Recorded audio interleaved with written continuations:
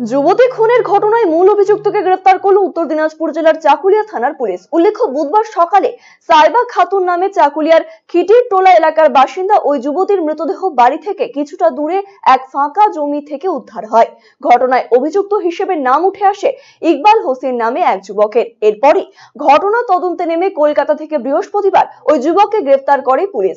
শুক্রবার ধৃতকে ইসলামপুর মহকুমা আদালতে পেশ করা হয়।